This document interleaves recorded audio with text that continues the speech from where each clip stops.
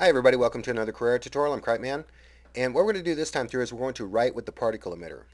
And let me show you how to do that right now. First of all, let's go ahead and drop a particle emitter into our scene. And you notice that I have a plane set up with some lines on it, kind of give it the illusion of paper. Let's go ahead and drop it in one of our lines, and let's go ahead and make our shape metaball. Metaball influence. Let's bring that to 10. Number of particles. Let's go ahead and make that 5,000. Because we want enough particles to last throughout the course of the animation. So let's go ahead and make that 5,000. Number of particles a second, make that 500. Oh, 500, because we want enough particles to come out at a time to make it look like that we're using ink. Um, let's bring the size down to 0.01. Uh, Bigger size is going to make it more blobular. It's going to look like something being spilt on the page. So let's bring our size down to 1. That's why we brought the metaball influence all the way up to 10. Smaller particles with a higher metaball influence is going to make it look kind of a little more stringy, and the metaballs will act a little more naturally.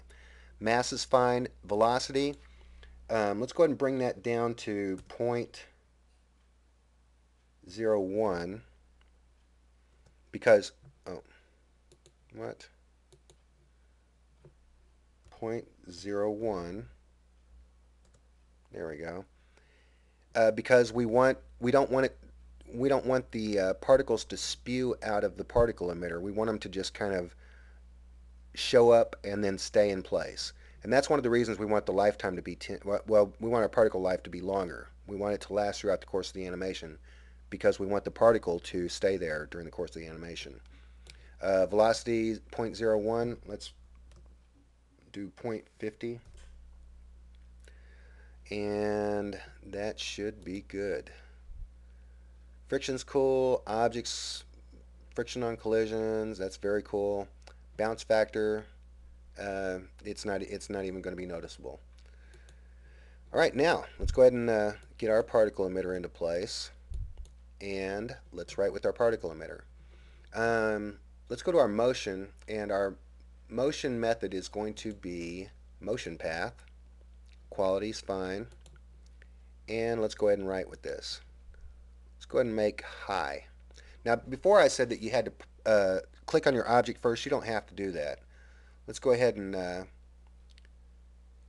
click up here, then back down here, then here, then here, here, here, and here.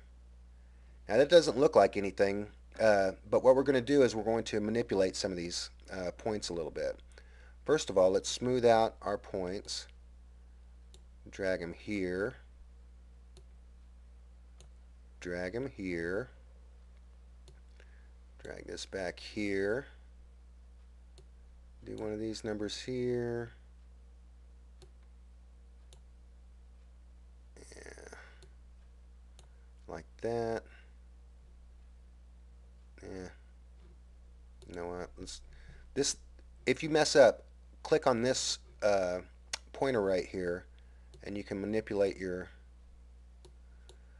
the places that you've laid out. Okay, everything looks cool. We're starting at our first point in our animation. Let's go ahead and click this all the way to the end. I have a 4-second animation right here.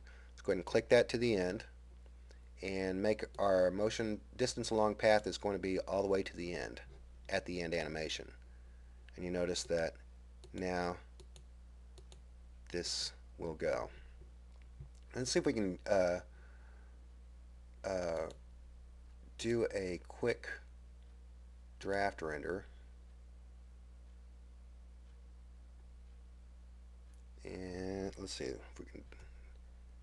And you notice that it's starting to draw. And you notice how the particles are real small. They're bonding together through uh, the metaball sticking together. Well, you know what? I have a better example right here. and you notice how they stick together. You want real small particles, and you'll play with it a little bit.